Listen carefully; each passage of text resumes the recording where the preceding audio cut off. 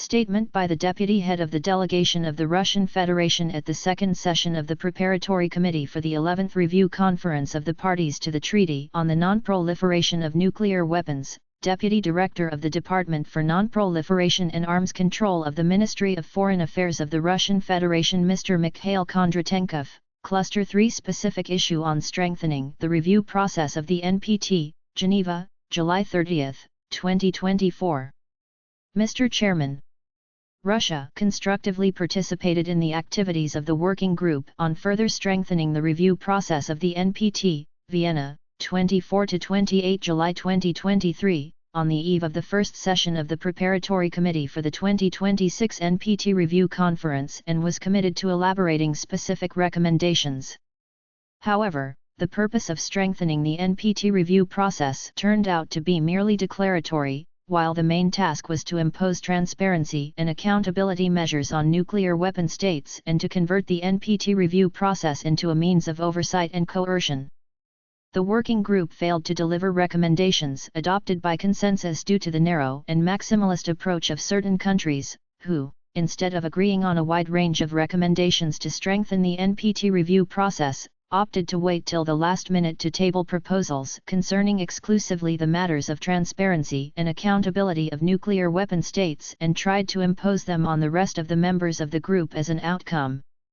However, that did not work. It is noteworthy that those who prevented the adoption of recommendations reflecting the lowest common denominator included the countries that had initiated the establishment of the group. This only proves that not every delegation pursued the strengthening the NPT review process as their main objective. As a result, the members of the group only wasted their time, efforts, and resources. The mandate of the working group on further strengthening the review process of the treaty expired, and there has been no decision to extend it. Now, these matters can be discussed exclusively as a Cluster 3 specific issue among other issues, which include the NPT universalization, withdrawal from the treaty, etc., as they were discussed before.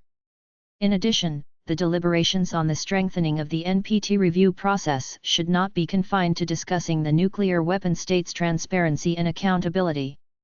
Transparency and other confidence-building measures are not an end in themselves, but rather a means of addressing arms control, disarmament, and non-proliferation challenges. What is more, it should be remembered that Article 6 of the NPT puts nuclear disarmament within the context of the general and complete disarmament. Hence, both nuclear weapon and non-nuclear weapon states should report on the implementation of their disarmament obligations. We believe that recommendations that have not been approved by consensus cannot be viewed as a workable basis for decisions to be adopted within the current NPT review cycle. The outcome of discussions under Cluster 3 specific issues should be considered together with the rest of the proposals that will be tabled at the 2026 review conference and assessed, inter alia, in terms of their influence on the treaty review process and the NPT in general. As for Russia's transparency measures, we have continuously and within admissible limits informed the international community of our steps to implement our NPT obligations. As part of the treaty review process, Russia, like other N5 countries, submits national reports prepared according to the agreed common reporting framework. The reporting framework agreed by the N5 in 2013 remains relevant and needs no adjustments at the moment. Each nuclear weapon state can independently determine acceptable transparency limits depending on the strategic realities and its national security interests. One should have in mind that our strategic nuclear forces have already become target of Ukrainian attacks, and we are confident that Kiev, which absolutely lacks legal personality, could not make this decision on its own.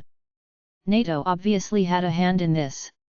An aggressive, bloodthirsty, illegitimate nuclear military bloc, NATO has put the world on the brink of a global nuclear war with the only purpose of checking Russia's reaction to its aggressive behavior.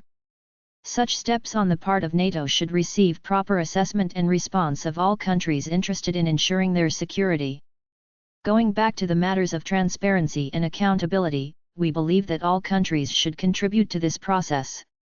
At the same time, there is a number of states that are considered non-nuclear weapon states under the NPT, yet they are in fact NATO members, they take part in nuclear sharing, and nuclear weapons have been placed in the territories of some of them and can at any moment be placed in the territories of others.